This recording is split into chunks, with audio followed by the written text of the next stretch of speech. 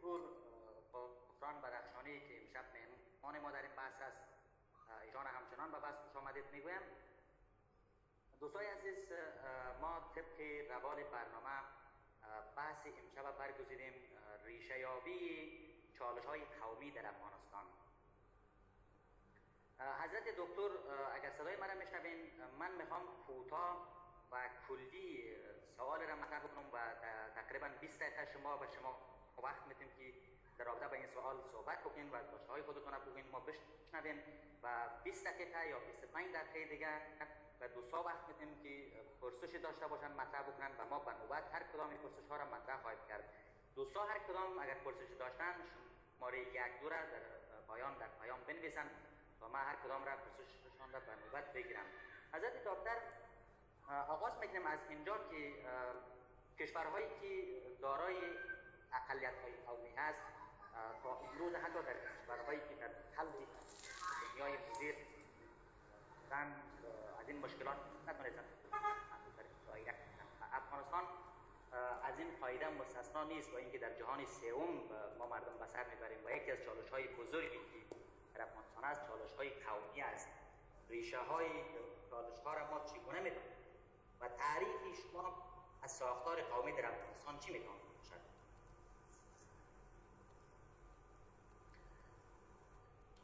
با درود دوباره برای خود عزیز و همه عزیزانی که صدای مرا میشنوند، سوال یک بار تکرار میکنم که اگر دوستان که باشم که یک بخش این برمیگرده به ریشه یابی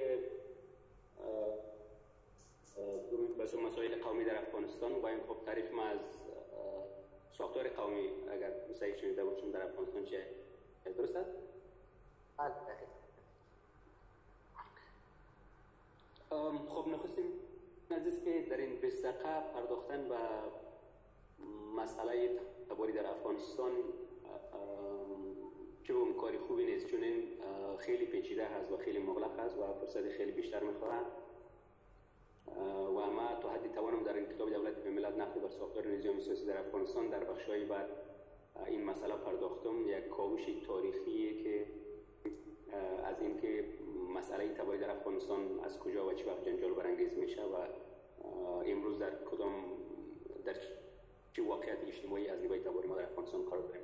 ولی مسئله این است که گفته خودت اگر ما سوال این است آیا پرداختن به مسائل قومی یک ویژگی جوامع عقب مانده و جهانی سوم است یا اینکه مسئله تباری یا مسئله هویت و مسئله هویت ملی پدیده‌ای هست که در همه جا برای انسان ها مهم است؟ این یک سوالی است که باید خوب بپیچیم. گاهی دوستان فکر میکنن که ما از عقب ماندگی فرهنگی و فکری من هستیم که ما هنوز در افغانستان با مسائل قومی و تباری دست و گریبان هستیم و در گفتگوهای روزمره و در نمایش‌های روزمره با مردم بشینیم بخیزیم بحث‌های تباری را دامن زدن یک نوع نشانی عقب ماندگی هست، یا این انسان‌هایی که روشن فکر هستند، انسان‌هایی که بازتر میاندیشند و فراخ بینه هستند گویا به این مسائل نمیپردازند. این در حالی است که ما در مثلا اروپا، در همین بلژیمی که در کنار ما هست، در فرانسه، در آلمان که مسئله قومی چقدر مهم است، در انگلیسی که تا امروز هم نمیخواد که در اتحادیه اروپا منحل شه و اتفاقا در 2017 تصمیم داره که همکاری کنه و از اتحادیه اروپا خودش جدا کنه، همش ریشه در همین هویت داره، در این هویت تباری، در این هویت سیاسی. یعنی مسئله تباری مسئله نیست که تنها ویژه و مختص جامعه های سوم باشه، جهانی سوم باشه، جامعه عقب مانده باشه. مسئله در اینجا مسئله دو چیز هست. یکی این که مسئله هویت است، مسئله هویتی که ما خواسته باشیم نخواسته باشیم در یک تبار، در یک خانواده، در یک کشور، در یک سرزمین، در یک جای زاده میشیم و آنچه که بودن ما را، آنچه که بودش ما را، آنچه که هستی ما را معنا میبخشه تنها این یک جسم فیزیکی ما نیست که ما واسه انسان زاده میشیم.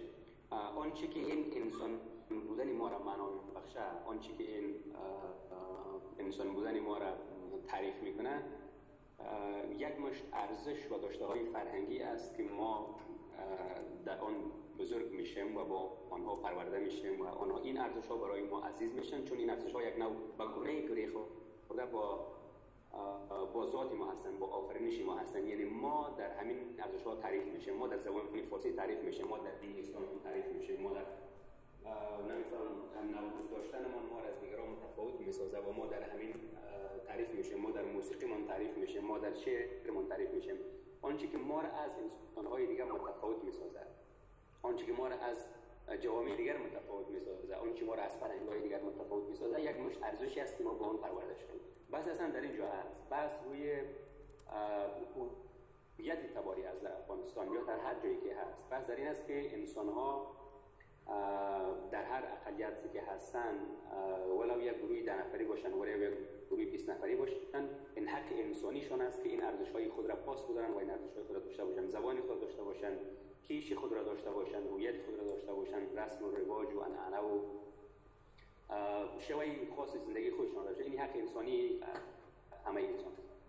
وقتی برگردیم به افغانستان ببینیم که ما مسئله تباری آیا همیشه در افغانستان مطرح بوده یا نبوده، یا این راه مسئله تباری در افغانستان یک مسئله در این 30 سال اخیر دامن زده شد و پیش از در افغانستان هم برابر بودند و این چیزا نبود. ما اگر برگردیم به تاریخ خیلی دور هم لازم نیست که برای مولا چند هزار سال عقب بریم در تاریخ و بکنیم و ببینیم که ساختار اجتماعی و تباری در افغانستان چگونه بود. درست که افغانستان یک سرزمینی بوده که همیشه مورد تاخت و تاز ابرقدرت‌ها بوده و تبارهای گوناگون بوده و از مغول تا عرب تا نمیفهم تا روس در این تا انگلیس و تا هر چی که از در این سرزمین آمدن و از بر این سرزمین یورش بردن و از این سرزمین می‌خواستن بگذارن به جاهای دیگه برن. به گونه این تنش‌های تباری و این تنش‌های فرهنگی همیشه در افغانستان بود. اما ما وقتی که وارد یک مرحله نوی از سازمان سیاسی در تاریخ جهان و در تاریخ بشر می‌شویم، وقتی که دولت‌ها شکل می‌گیرد، دولت به معنای امروزش دولت‌های مدرن یا ملت دولت‌ها یا دولت ملت‌ها شکل می‌گیره و مرزها مشخص میشه و چیزی به نام شهروند به وجود میاد، چیزی به نام حق شهروندی به وجود میاد، چیزی به نام هویت ملی به وجود میاد.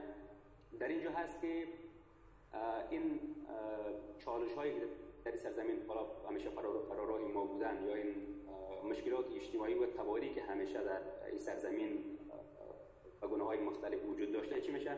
برجسته‌تر میشه. مثلا از دوره گفتم باز خیلی دور نمیریم، میرم از آغاز مثلا عبدالرحمن که حالا 101 سال بیشتر نمیشه، از آغاز عبدالرحمن میبینیم که برنامه‌های سیاسی عبدالرحمن و قتل هزاره‌ها و فشار گهدا و دیگر قبایل پشتون عبدالرحمن در سرزمین به نام افغانستان وارد میکنه و مسئله خب پیوند و مسئله این مسائل است که همتون از این مسئله آگاه هستیم. مسئله تباری در افغانستان مسئله نیست در 30 سال وجود داشت. مسئله تباری دست کم از دوره امیر عبدالرحمن آغاز میشه، دوره به حساب یکتازی‌ها و دوره سلطرانی‌های به حساب تبار محوری که در اون زمان هم اگر تبار محوری به معنای امروزش نبوده، ولی می‌بینیم که این مسئله دست کم با آنکه پیش از او هم وجود داشته، در دوره عبدالرحمن مسئله تباری اندکی برجسته‌تر میشه. وقتی که عبدالرحمن از یک طرف در برابر میران هزاره در افغانستان مرکزی رو میشه، با این طرف با آلاب جنگاش با میران بدخشان، جنگاش با خلاصه با جنوب و با شمال و با غرب و اون طرف با قبایلی پشتونی که در اون وقت در هند بریتانیایی بودن و سر قدرت با امیر عبدالرحمن جنگ داشتن. مسئله از اونجا آغاز میشه و با آمدن پسانش بعد از درگذشت امیر عبدالرحمن وقتی که امیر حبیب الله خان پسرش به سلطنت میرسه و کسانی که در دوره عبدالرحمن تعبید شده بودند، رقیبان سیاسی عبدالرحمن که اونها رو تعبید کرده بود، چی میکنه؟ حبیب الله اینها را میبخشه و اینها یک تعداد از اینها دوباره برمیگردن و در میان اینها محمودی طرزی است که پدرش توسط پدری امیر حبیب الله تعبید شده بود، این هم به افغانستان برمیگرده و این کسی است که در اروپا با فرهنگ‌های متفاوت آشنا است، با پانتورکیسم آشنا است، با ناسیسم آشنا است و این برمیگرده و میآید و سنگ تهداب هویت افغانی را در افغانستان میگذاره یا چیزی به نام هویت ملی یا هویت افغانی و هر چیزی که میگن. و در اینجا هست که با آنکه حالا در گذشته همین زورگویی‌ها بوده حق در مایک را خاموش کنید دوستای کرام. در اون زمان چیزی به نام ما به نام هویت تباری این گپا مطرح نبود. این هویت تباری و هویت ملی و دولت ملت‌ها و اینا پدیده‌های بسیار مدرن و نو هستند که ما وارد یک مرحله نوی سیاسی اجتماعی در افغانستان میشیم و در اینجاست که این مسئله باز به یک رنگی دیگر برنامه‌های بسیار زیاد مشخص دوره هاشم خان، برنامه‌های بسیار مشخص دوره ظاهر شاه و برنامه‌های که از هاشم خان میرسه، دوره کیا امام خان همونطور ادامه از این تا داوود و حتی دوره نجیب و امروز هم که آقای کرزی و اشرف علی احمدزی می‌بینیم که در همون راستا هنوز هم گام برمی‌دارن و در همون راستا هنوز هم کار میکنن. مسئله یکم باز نگرد مسئله در افغانستان مسئله تباری برمیگرد و مسئله هویتمون که ما در یک سرزمینی که هویت سیاسی از این گره خورده با یک تبار هست و این چتری که به نام افغان یا به نام افغانی یا به نام افغانستانی یا هر چیزی که میگن، همه تبارهای افغانستان این چتر با آن بزرگی نیست که همه تبارهای افغانستان زیر از این بگنجن یا در اینجا بیان و در سایه از این هویت، در سایه از این هر چیزی که مینامنش خود باز بیابند و خود شریک بدانند در ارزش‌های این سرزمین. و اگر هم از طرف دیگر و اگر ما زیر امین نام افغانی هم زیر هویت افغانی هم اگر ما با خود جای پیدا کنیم، باز مثلا برمیگردم میمونه مسئله تقسیم قدرت. یعنی بحثی اصلی در افغانستان خبان که در مدار تبار میچرخه و مسئله تباری در افغانستان یک چیزی محوری و یک بحث محوری در سیاست افغانستان تبدیل شده، بس برمیگرده به تقسیم قدرت عادلانه در افغانستان و داشته‌های اقتصادی و داشته‌های فرهنگی و سهم برابر انسان‌هایی که در این سرزمین از صدها سال به این سو، از هزارها سال به این سو زندگی کردند، از هزارها به این سال حالا به قول معروف خون ریختند و زحمت کشیدند و اینا امروز حق شدند. بازنج بودن این مسئله و پیشتگی مسئله در این است.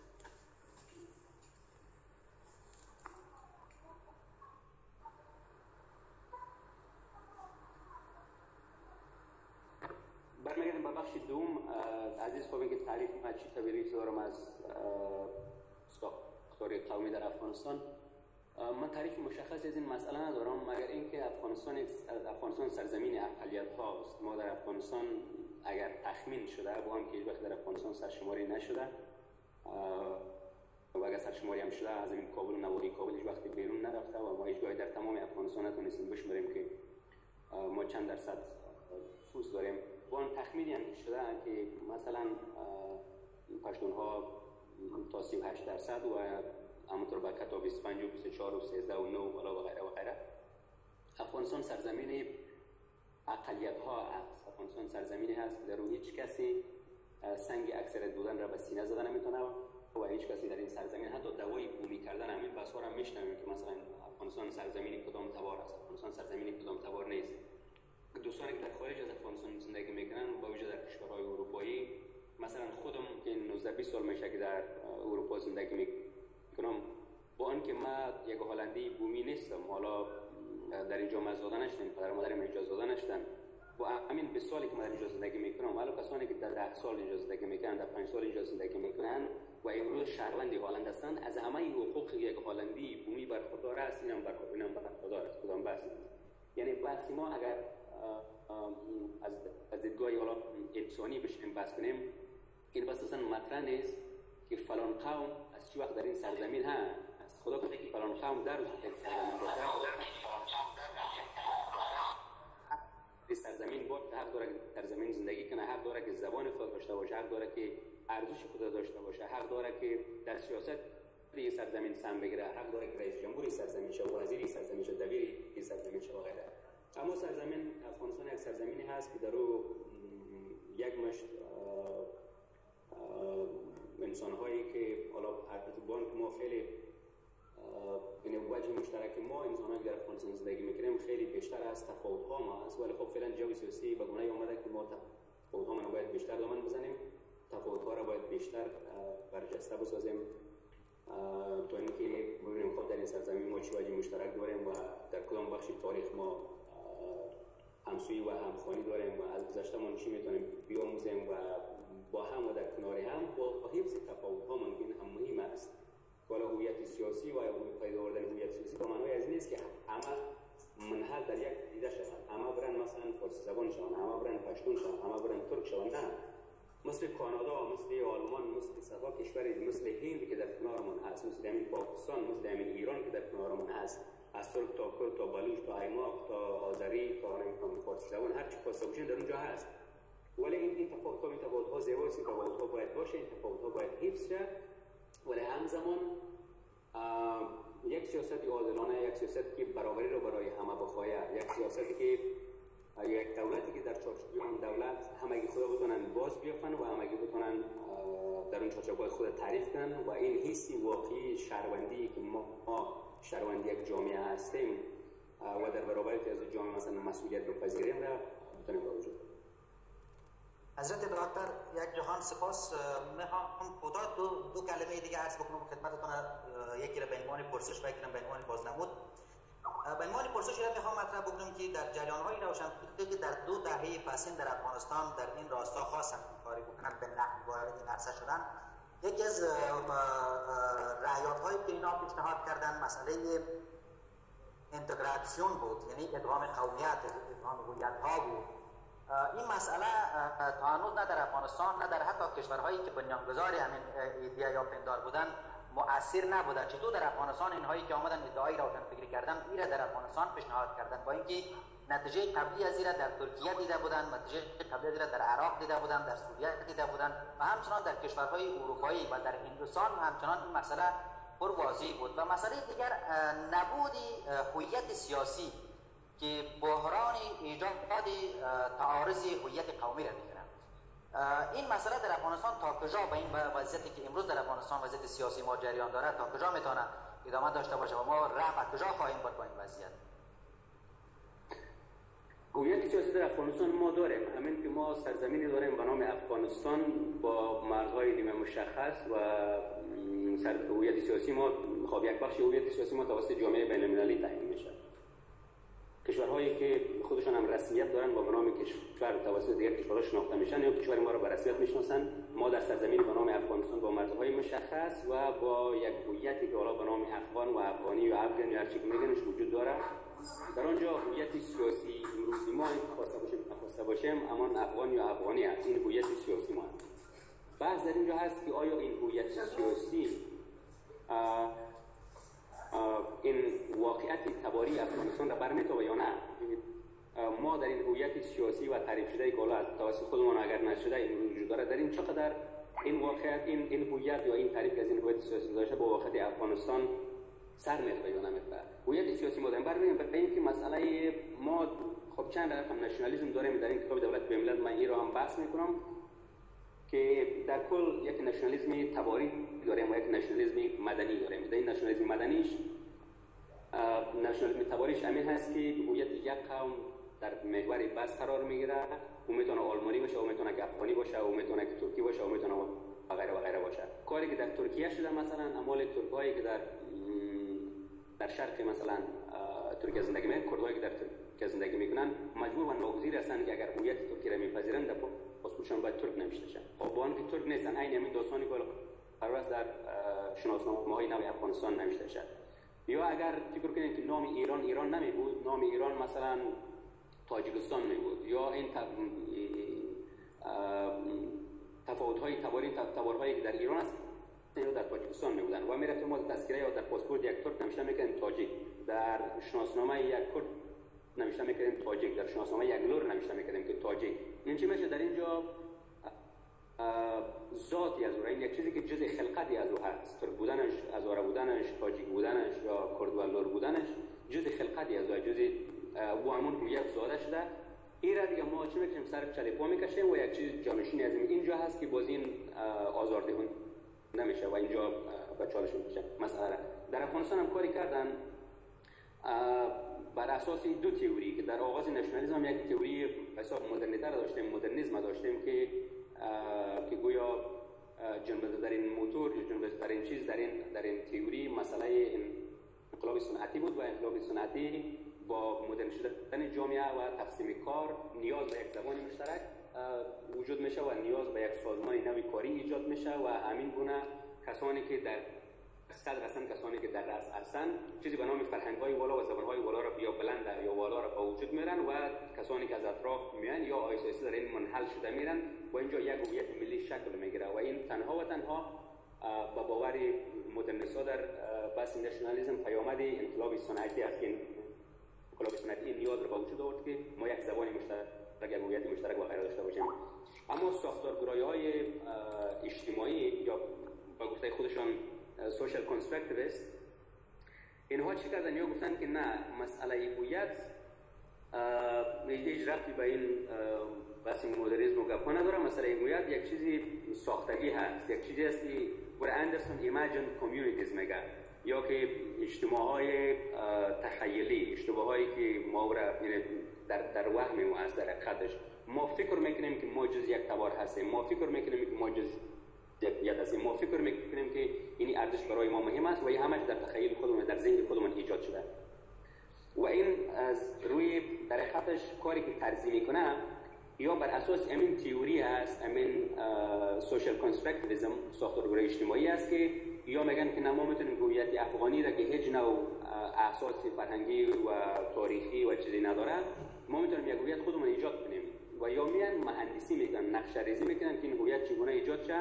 زبان این هویت چی باشه و در محور این بحث مثلا چی باشه و بعد میان همین میشه که برنامه‌های دوره داوود، دوره زوشا و دوره هاشم خان و جبری سازی زبان پشتو و تمام نامگذاری‌هایی که در افغانستان میشه و د پښتنې بانک و د آریون افغان الوطنه و د این و د آن د ملی بحث و د فلان خوب کلام نامگذاری که در افغانستان میشه جداها تغییر میکنه و برای مامورین دولت امر صادر میشه که اینا تا 3 سال باید زبان نو و زبان ملی و زبان افغانی در کنار زبان فارسی دوره زوشا اینا باید فرا بگیرن، اینا باید یاد بگیرن و این تبدیل میشه به چی؟ به یک زبانی، حالا به یک زبانی ملی که در ما در افغانستان از نگاه قانونی شما زبانی ملی نداریم، دو زبان رسمی داریم و در اون وقت زبانی ملی هست. خب باز در اینجا هست که این در این جای نتیجه نداده، دقیقاً در این جای نتیجه نداده و چیزی که امروز میتونه که مشکل ما را حل کنه این که به گمان من خب در دیگر جوامع اگرچه بحث دولت سازی یک بحثی است که دیگر اصلا دولت سازی که مطرح بحث نیست، بخاطر که دولت ها با آن تعریف انگلیسشون دارن از بین میرن دیگه، یعنی مرزها روز به روز بی‌معنا شده میره. اروپا دیگه در اینجا ما چیزی به نام یک آلمان یک چیز داریم، ولی از نگاه کنی اگر سل کنی هیچ نوع وقتی که یک هلندی و آلمان میره، وقتی که آلمان یک جای دیگه میره، کدام قیدگی و کدام شرط و شروطی وجود نداره که ما هیچ کنی که ما از آلمان وارد مثلا هلند شدیم، از هلند وارد بلژیک شدیم، اصلا هیچ دیگه وجود نداره، مرزها ایسایز از بین میرن. اما اگر خواسته باشیم در جامعه‌ای که در حال گذر هستن مثل افغانستان اینها، در اینجا باید این ملت سازی و ایجاد این هویت ملی بر اساس همین نشنالیسم مدنی شه که در اینجا دیگر تبار و زبان و نمیفهم که از کدام سمت و سو هستیم تعیین کننده نباشه، تنها قانون تعیین کننده باشه. قانون در اینجا تعیین میکنه که هر کس که در این سرزمینی مثلا افغانستان با این تعریف از افغانستان، با این مرزهای مشخص و با این زبان و با این هویت و با این کارها در این سرزمین زندگی میکنه، او یک شهروند این سرزمین است، افغانستانی است یا افغان است، چیزی که مینامنش و دیگه این مسائل دیگر رو بتونیم که کنار بگذاریم، پشت سر بگذاریم و از این مرحله بدونیم خب وارد یک مرحله اینه و هویت سیاسی و اجتماعی متواری میشه.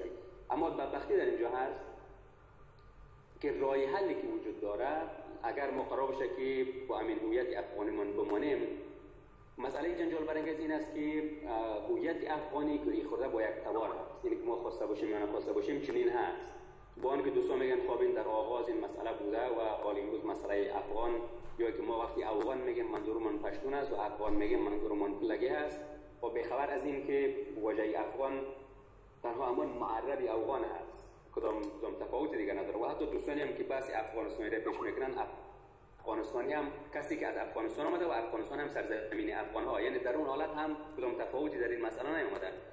بس در اینجا هست که واژه افغان یا واژه افغانستان، این دو واژه خیلی واژه‌های جنجال برانگیز هستن. اگر ما بخوایم که در اطراف این دو واژه چیزی به نام هویت ملی تشکیل بدیم و یک هویتی که همگان در خودش سهیم بدانن و همگان زیر این چتر جمع شن، مشکل اینجا هست. اگر برمیگردیم به طرف خراسان، با اینجا بحثی از این برمیگرده که یک نوع عقبگردی تاریخی میشه و اینجا خب برخی کسا آنکه بالا مثلا گفته میشه که مسئله پشتونها چی میشه. خب پشتونها خراسانی هستن و اتفاقا 4 امیر یا 4 شاه آخر خراسان پشتون بود و زیبایی خراسان در همین است که به کدام تبار و به کدام قوم و به کدام زبان و به کدام سمت و سمت تعلق نمیگیره. یک واژه‌ای هست که بری از همه این ارزش‌ها، یک واژه‌ای است که در دوره‌های گوناگون تاریخ این تبارها زیر امین نام با هم جمع بودن، زیر امین نام یکدیگر را میشناختند، زیر امین نام مطرح بودند، زیر امین نام رسمیت داشتند.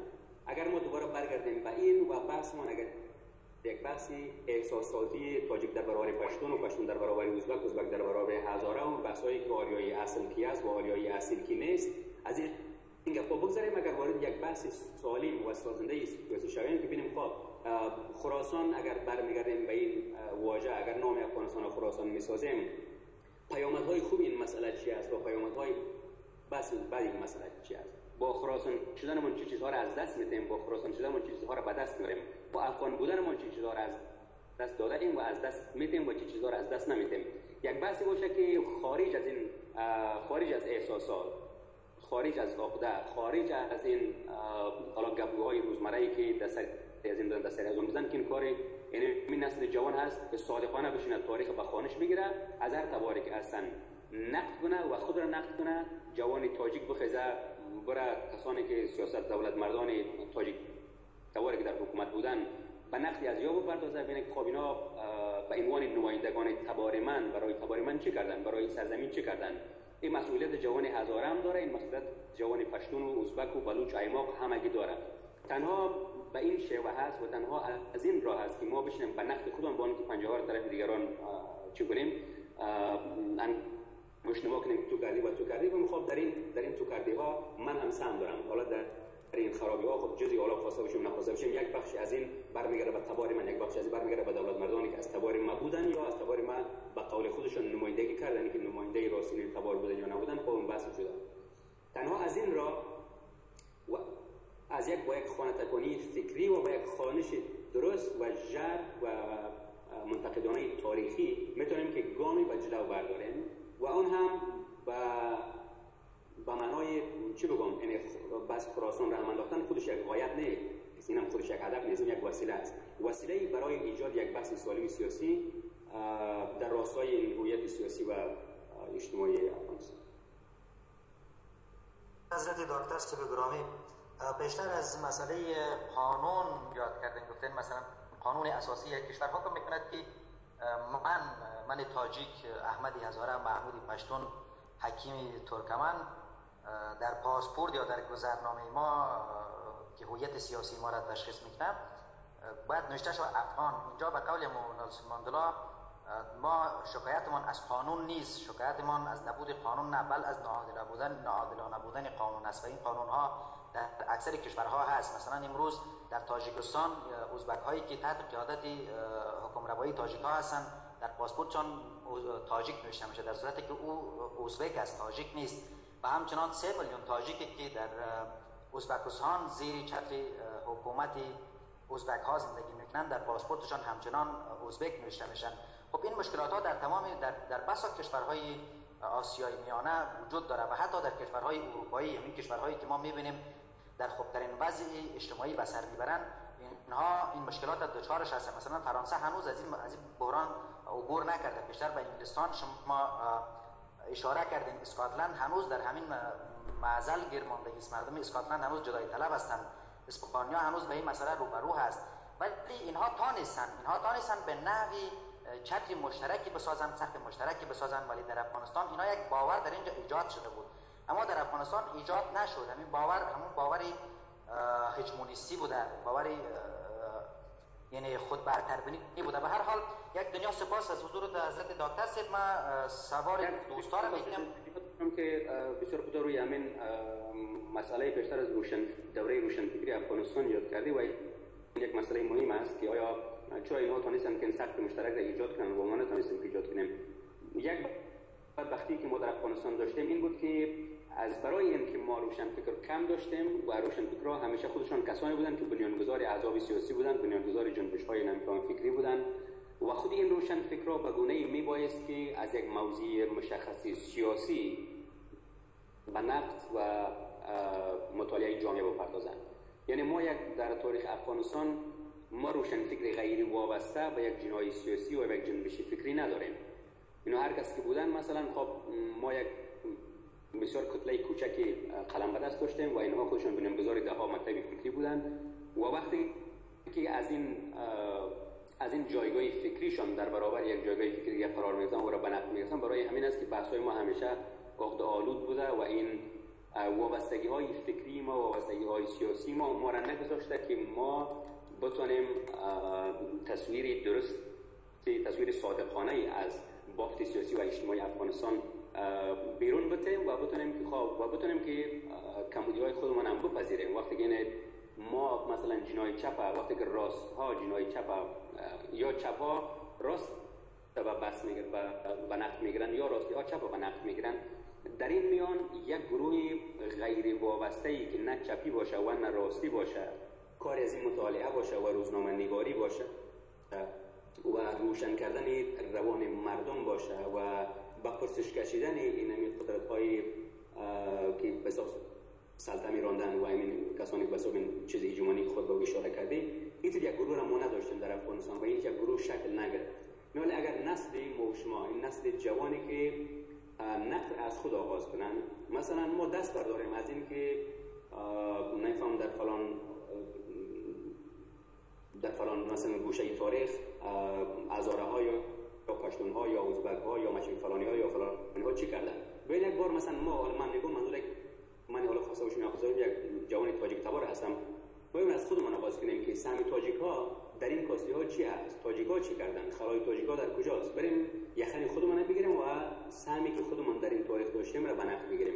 خود از این باعث میشه که دیگران هم متوجه از این مسئله شوند. وقتی که ما گفتیم که نه خب من هم در اینجا دلیل این که حالا یک کسی مرا انگشت طرف من است، واقعا است که ما هیچ وقت نپذیرفتیم که من هم در این خرابی سهم داشتم. اگر خب خوبی بوده از ما بوده، اگر خراب بوده خرابی یک کسی دیگه به وجود آورده.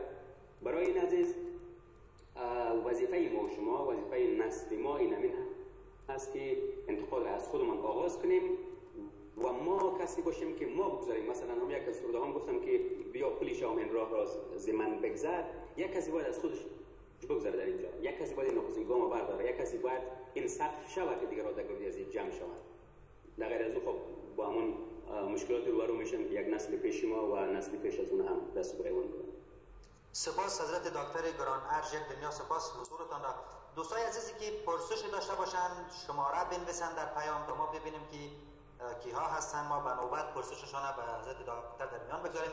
و نفر اول کسی که پرسش داشت آقای شکیب انصاری گرامی، درود بر شما. اگر حضور دارین مایک خدمت شما، پرسشتون و گفتشون هر چی که دارین، چی بازنمود دارین یا پرسش در ظرف 3 دقیقه الا آخر 3 دقیقه شما پرسشتون مطرح بکنید با بازنمودتون. مایک خدمت شما.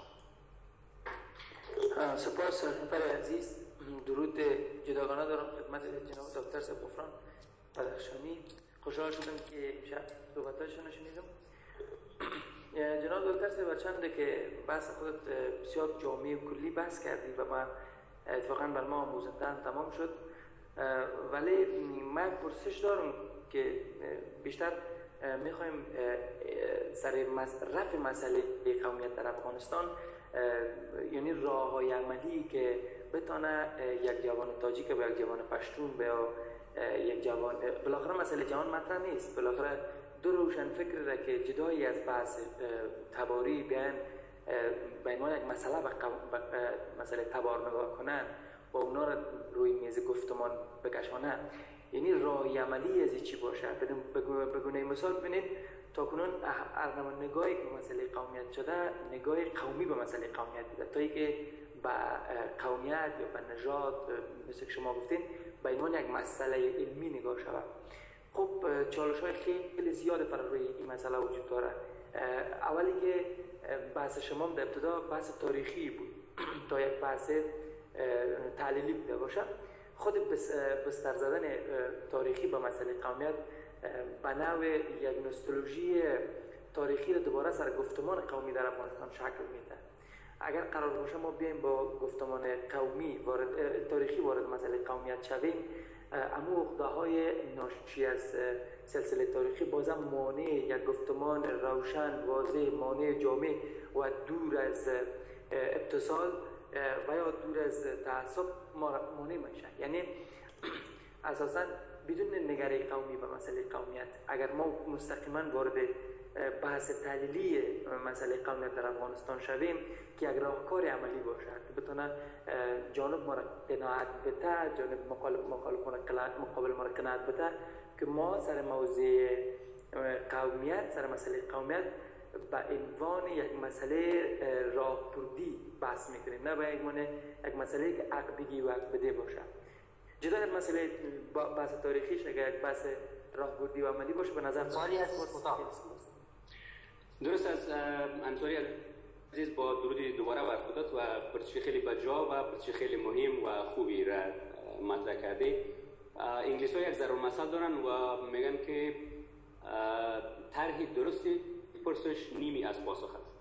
وقتی ما مسئله یک چیز در این بحث ها خیلی زیاد مهم است. من هم نظر هستم که ما منظور من از خوانش تاریخ، برای همین گفتم که یک نقد صادقانه منظور از خوانش تاریخ ایجاد این حس نوستالژی و تازه کردن این عقده‌های سیاسی نیست. در غیر از او به گفته خودت ما تنها میتونه این یک عقب‌گرد میشن، دوباره میتونیم که ما را ژرف‌تر در این مسئله درون کنه و بس. بعضی اینجا هست که ما خاص برای شناسایی این مثلا غربی ها یک فرهنگ سیاسی دارن، این فرهنگ معذرت خواهی است. آقای عبدالرشید دوستم یک بار آمدن با معذرت خواستن و من فهم در افغانستان خب طنز و فلان و بیسان که با این مسئله پرداختن.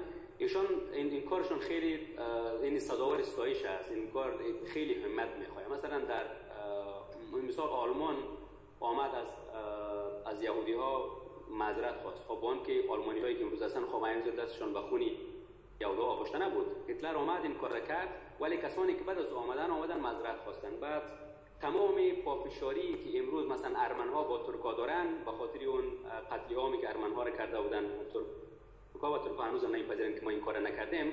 اما این مسئله سری از این هست که اینا یک بار این مسئله بپذیرن و بگن خب ما از این بابت بنویس یک دولت معذرت می‌خوایم، مثلا یک مسئله شخصی معذرت می‌خوایم از این که این کار در حق انسان‌ها شده و این کاری خوبی نبوده و همین کافی است که ارمن‌ها از این مسئله دست بکشن و این خب تو دست کم پذیرفته که این خطای مثلا تاریخی و این خطای غیر انسانی است که سر زده بوده.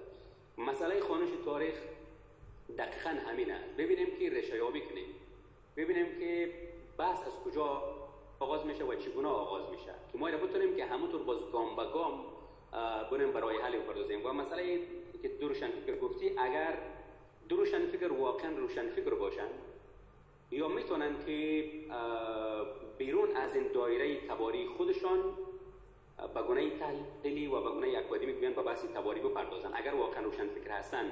ولی اگر کسانی که تمام کسانی که خب سنگ از یک طرف سنگ روشنفکر بودن به سینه میزنن ولی از یک طرف این توان را در خود ندارن و این ظرفیت را ندارن که به این بحث بپردازن، اینا روشنفکر نیستن. اینا باز هم چی هستن؟ وابسته به همان یک تبار، به همان یک بینش سیاسی، به همان یک تفکر سیاسی هستن. مسئله این است که در حق برخی تبارهای افغانستان بیشتر ستم رانده شده در مقایسه با دیگر تبارها. مثلا وقتی هزاره ها را در افغانستان بگیریم، ستمی که در افغانستان بر هزاره ها رانده شده برای هیچ تباری رانده نشده. حالا از دیدگاه تاریخیش با این مسئله یا مسئله افشار، مسئله افشار که هنوز هم یک بحث است که با آن که ویدیویی از بسیار روانشاد عبدالعلی مزاری اونجا هست و خودش هم میگه که خب در افشار چی واقع افتاده، با آن هم یک بحث سیاسی است و هر سال در وقت این بحث یک بار دیگر ما بین یک چهار تا کسانی که هزاره و تاجیکی که در پی این گپ هستن باز دوباره دامن زده میشه. اینها چی میشه که یک بار از این مسئله اگر کرده اینا کرد، من در فیسبوک هم آمدم با این خب البته زیر نام خودم گفتم خب اگر این اتفاق افتاده در اونجا و اگر این مشکل حل میکنه، ما به نمایندگی از تبارم معذرت میخوام، این کار غیر انسانی است. اگر هزارم کشته نشده خب یک انسان دیگه کشته شده و کسی نبوده. یعنی منظور از این بحث تاریخی این است که ما باید گام‌های عملی یک کس باید این شهامت را به خرج بده، یک کس باید پا بگذاره سر غروری مثلا تباری و قومی و فرهنگی و زبانی خودش مثل که آقای عبدالرشید دوستم از تمام این سیاسیونی که در افغانستان همگی دستن در کار بودن در این رویدادهای شومی که در یک دهه یا دو دهه اخیر در افغانستان گذشت، ولی یک کس حاضر شد بگه که ما معذرت میخوایم از مردم افغانستان. چی میشد که همین کار همگان میکردن؟ همگی میگفتن خب ما دستمون واقعا حالا مستقیم یا غیر مستقیم در خون ملت آغشته است، ما به این ملت خیانت کردیم، ما این سرزمین خراب کردیم، ما مسئول هستیم، ما مسئولیت ما میپذیرم. یک گام عملی همین هست. و دومی که ما صادق باشیم با خودمون. وقتی ما جوان‌ها مثلا میشینیم بس میکنیم و یک کتاب میخونیم، کتاب تاریخ به خاطر از این نخونیم که ببینم در کجای این تاریخ من میتونم یک دلیلی برای مثلا سرکوب کردن پشتون پیدا کنم، یا یک دلیلی برای ماشم نااصل بودن تاجیک در این سرزمین پیدا کنم، یک دلیلی برای مثلا ازاره پیدا کنم. نه، تاریخ را بخونیم و صادقانه گفتم پیشتر بخونیم، منظورم همین بود. تاریخ را بخونیم و منتقدانه بخونیم، اگر به نفع خودمان است، اگر به ضرر خودمان هست. تاریخ تنها یک درس است، یگانه چیزی که یگانه کارهای تاریخ در زندگی ما انسان‌ها و مهم بودنش هم همین هست که ما در یک گذشته‌ای که دیگه در خودمان حضور نداریم، در یک گذشته‌ای دیگه نمیتونیم تاثیرگذار باشیم، چه هست میتونیم مرور کنیم و پند بگیریم از اون درس خود مثلا بگیریم، درس خود فرا بگیریم، بگیم خب اینی چیزها باعث ایجاد این مشکل‌ها شده، شاید اگر ما این گونه کنیم نشه، شاید هم شود، ولی خب این باز برمیگرده به قضاوت تاریخ و کسانی که پس از ما و فردا روز میآیند و امیدوارم که بازم رقمی که ما میریم این تاریخ به نقد میگیریم، اونا هم باز ما را به نقد بگیرن و جامعه خودشون تعریف کنن و جامعه خودشون بسازن. منظور من این بود، یعنی منظور اینه ما دوباره برگردیم به یک نوستالژی تباری و تاریخی و بریم. من هیچ اصلا از این تاریخ 50 ساله‌ای که به سینه میزنیم به این گپا اصلا باور ندارم. شاهنامه زیباست، شاهنامه خیلی زیباست، ولی شاهنامه پاسخگوی نیازهای اجتماعی من تو امروز نیست، یا فلان و بیستان کتاب دیگه این یک داشته بزرگ و یک گنج بزرگ فرهنگی است، اما ما باید در لابلای از اینها ما در دوره فردوسی زندگی نمیکنیم، ما مشکلات جامعه خودمون داریم، ما فرزندان وقت خودمون هستیم و همین گونه باید راه حل ها هم امروزی باشه و راه حل ها هم باید برای خودمون باشه و با مشکلاتی که ما امروز با دست گریبان هستیم. سپاس حضرت دکتر صاحب. آقای عثمانی خودت پرسش داشتی، ما خدمتت پرسش فرمایید. تشکر. درود به همه دوستانی که امروز حضور به هم رساندن. از گپای جناب دکترم حیث بردیم و خیلی آموزنده بود برای ما. من یک چیزی را به او اشاره می‌کنم، خود جناب دکتر این مسئله اشاره کردم که از پر شدن و گذشتن از یک حق، اون حقی که شما از نوشته‌تان یاد کردین که باید یک طرف در مسئله همدیگر پذیری از اساس حقوق خود بالاخره از یک مسئله بگذرم. اون مسئله اگر به گپ شما اگر به قول شما اگر این مسئله رو توجه بکنیم که این بحث افغانی بودن و افغانستانی بودن بالاخره این منتفیزه. اگر ما به این قول باشیم به این باور باشیم مثل خودت که به باور هستی هفت جان نوشته ای که یک طرف باید پل شود. حالا اگر ما شما بحث افغانی و افغانستانی بودن یا هویت سیاسی ما را بحث نکنیم، بالاخره ما اون پلی شدیم که اون پلی هستیم که بالاخره قبول کردیم یک طرفی هستیم که ما اون پل شدیم برای دیگران. حالا منظورتان از کدام مسئله است؟ باید در کدام بخش ما پل شویم یا تا به همدیگر پذیری نایل بیم، یا در مسئله قدرت سیاسی یا مسئله باید اگر به این فکر باشیم بالاخره بیاییم که مسئله بحث افغان بودن بحث نبکنیم دیگه. بالاخره یعنی درست است، این به این منظور که ما گذشتیم. مثلا منظورتان از این پل شدن یا گذشتن در مقابل یک قوم دیگر چیست؟ از قدرت سیاسی یا مسئله فرهنگی یا مسئله هویت سیاسی اقوام در افغانستان؟ تشکر. سوالت گفتم عزیز، سپاس. سوال خوبی هست، اما این که مرز در کجا هست عزیز؟ اینجا مرز خب مرز یک چه بگم خرد انسانی این مرز را خودش میدونه که مشخص کنه. بیدل در یک غزل بیدل در یک غزل اتفاقا دو مصرع بسیار زیاد زیبا هست. مصرع اول میگه که با عاجزان فروتنی آثار عزت است، از هر که همسری تو نباشد فزون مباش. خب این رو بگیریم، این خیلی مهم است. با عاجزان فروتنی آثار عزت است، با هر که همسری تو نباشد فزون مباش. اما در عین غزل باز میگه که عاجزکشی شیوه ابنای روزگار، بیدل به چشم خیره نگاهان زبون مباش.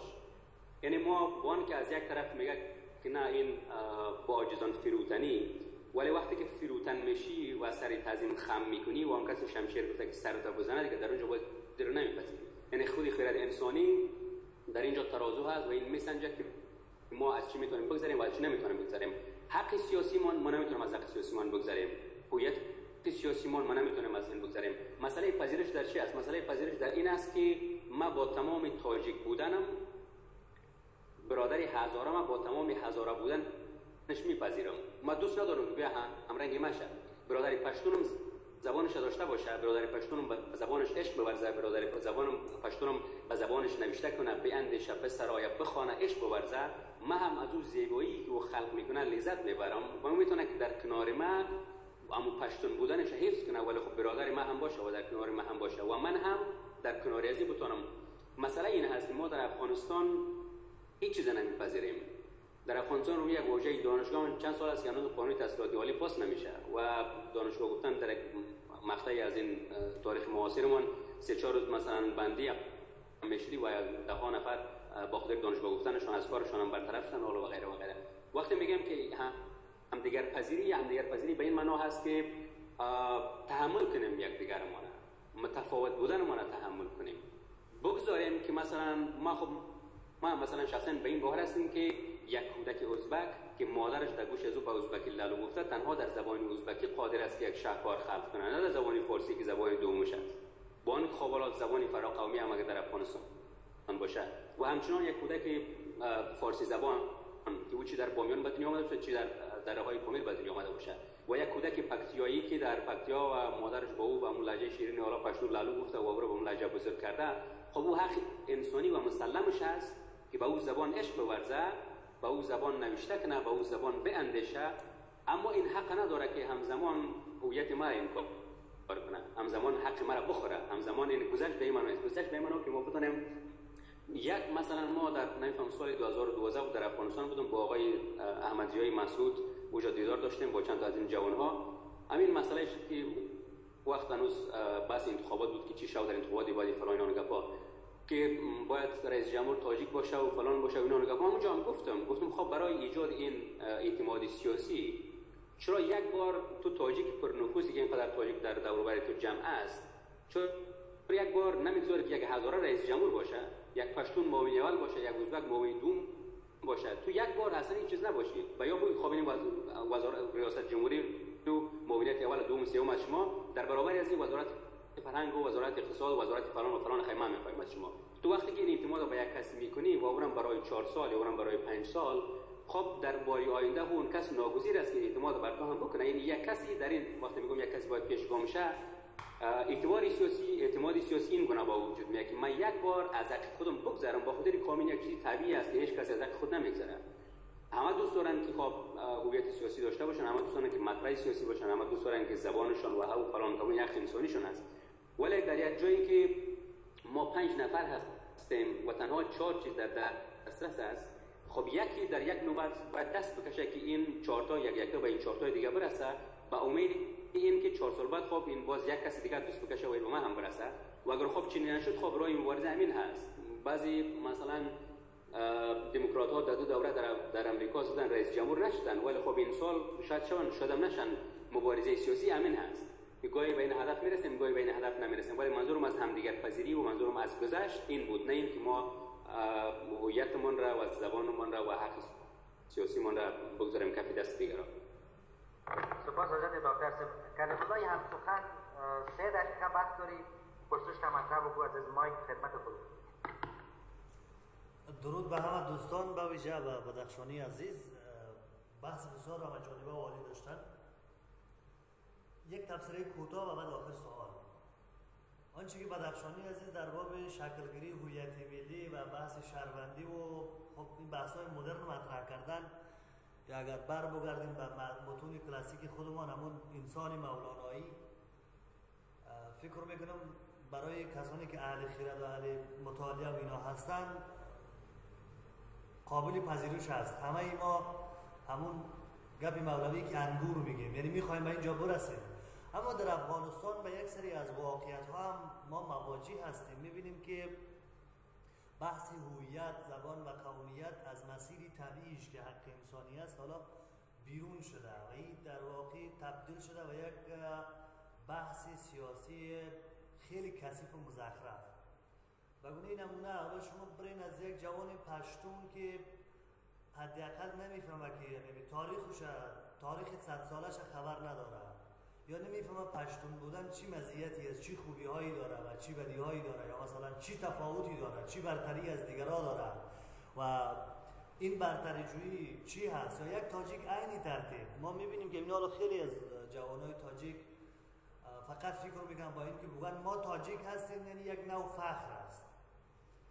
این در این چند سال پسین اگر متوجه شویم به یک بحث سیاسی تبدیل شده. هر وقتی که سیاستمدارای ما با مشکلی مواجه شوند میان از درجه قومی و خیلی حاد مطرحش میکنن تا ما رو به جانی هم باندازن و این خیلی واضح هم هست.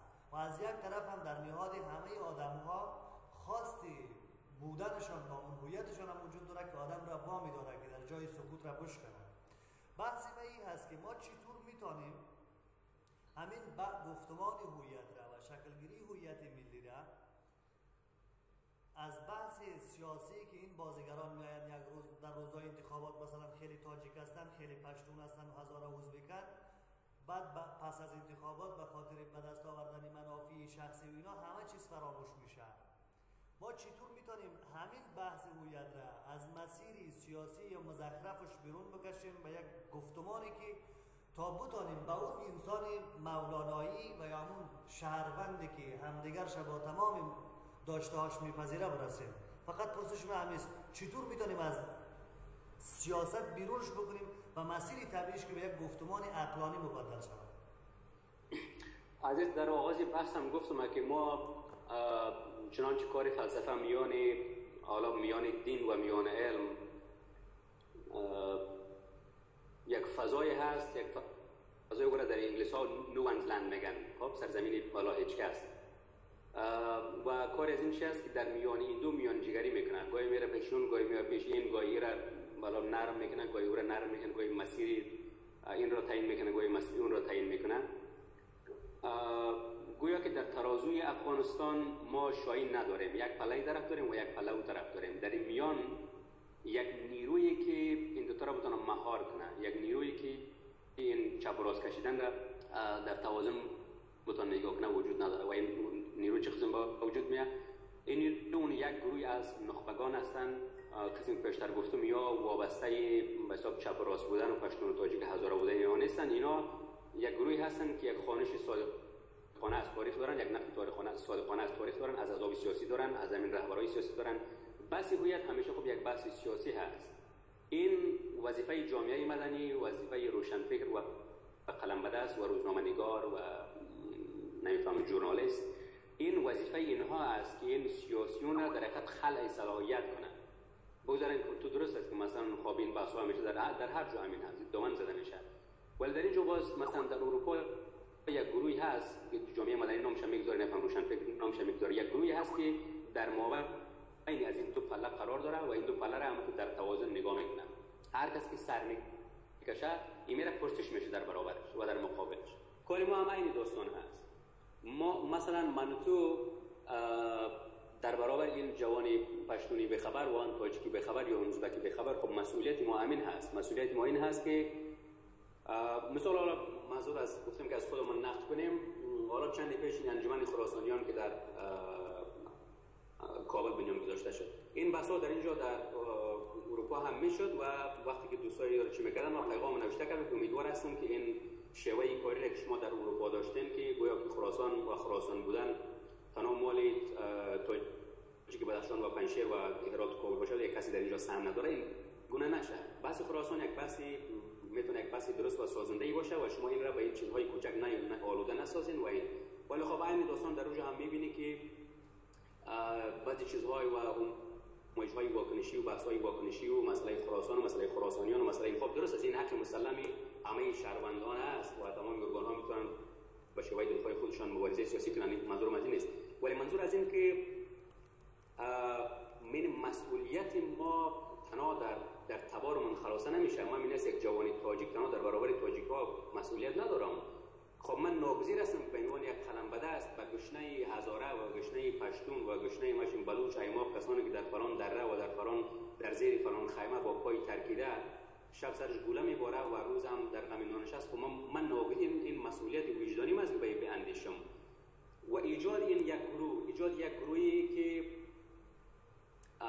ما باید این ظرفیت در خودمان باید به وجود بیاریم که بتونیم که مرز بگذاریم بین احساسات، بین پیوندهای تواریخ قومیمان و ما بتونیم که انگلیسی بازم یک ضرور مثال دارم. وقتی که جوانها مثلا در اینجا میرن و پایان نامه خود نوشته میکنن در دانشگاه، استادا همیشه میگن که فرزندانت را بکش، killing your babies میگن. وقتی میری یک چیزی نوشتی و اینقدر برای تو شیرین 60 صفحه نوشتی، پرسش‌های خیلی مهم و نمیفهم بحث‌های خیلی مهم و خیلی عجیب و غریب و جالب، بازم استاد میگه که نه بحث تو روی این سوال هست وان که این بخش تو خیلی زیبا هستن، اینا وان مثل فرزندان با تو شیرین هستن، فرزندان را باید بکشی و ما این کار را باید بکنیم در خودمان.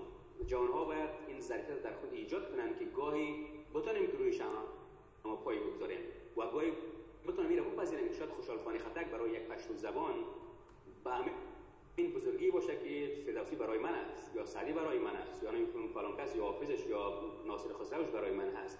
ما گاهی امین است، ما بازم برمیگردیم با مسئله از خود گذشتن. امین است که ما گاهی روی اینی داشته‌های خودمان این توان هم داشته باشیم که مثلا بگیم که نه خب شاهنامه مثلا خب لبریزی برتری جویی است، ولی وقتی که آقای باری جهانی یک شعر نوشت و همه او را به حساب فاشیست هم گپا گرفتن سنگ زدن و در وقت وزیر شدنش هم عین داستان، از جمله خودم که ما مثلا یک طنز هم نوشته کرده رو و متهم به این کار کرده بودم، ولی در شعر خودم هم وقتی که ما در شعر نوروزم که میگم که وقتی لغت علامت پدید ز فرهنگ بالا نشان کس ندید، وقتی که فرهنگ بالا میگم به این معنی است که من این فرهنگ در برابر یک فرهنگی قرار دادیم و با فرهنگ خودم بالا میگم، فرهنگ خودم برتر میشم از یک فرهنگی. خب این هم برتری جویی است، این هم برتری طلبی است.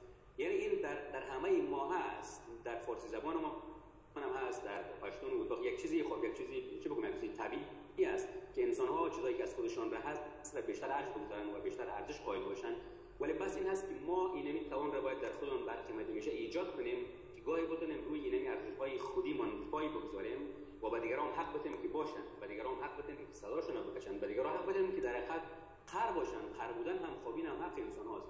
انسان ها باید بتونن قهر باشن، انسان ها باید بتونن که بدبین باشن و این کاری ما هست که با آرامی و با یک با خردورزی و با خرد محوری اینی چراغ در جایی که هنوز افروخته نشده بریم بیافروزیم و در جایی که افروخته شده این پرورش بدیم که به یک شورای بزرگ تبدیل شه.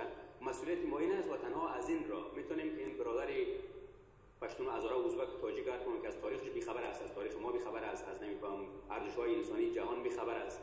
این مسئولیت ما هست که اینا رو بریم با خبر بسازیم و دستگیرشان شیم، دستشون رو بگیریم و به گفته اروپایی‌ها نوری روز نشان بدیم. سپاس حضرت دکتر صاحب. دوستای گرامی اگر سوال دیگری دارین فکر کنم وقت خیلی کم مانده، زمان کم در اختیار داریم. اگر سوالی دارین کوتاه مطرح بکنین، اگر ندارین آریان فر عزیز ما وقت پیام گذاشتم که وقت تمام است، 2 دقیقه وقت داریم ولی خودت متوجه نبودی. 2 دقیقه تنها 2 دقیقه. اوکی. خب دکتر صاحب بحث جمع‌بندی بکنین. فکر میکنم شما هم زمانتان کم است، زیاد است، یک جمع‌بندی بکنین در 2 دقیقه. بعد اگر شما خواستین مرخص شوین شما را پروردگار میسپاریم و دوستای دیگری بودن ما بحثایتون خواهیم کرد. خودمانی.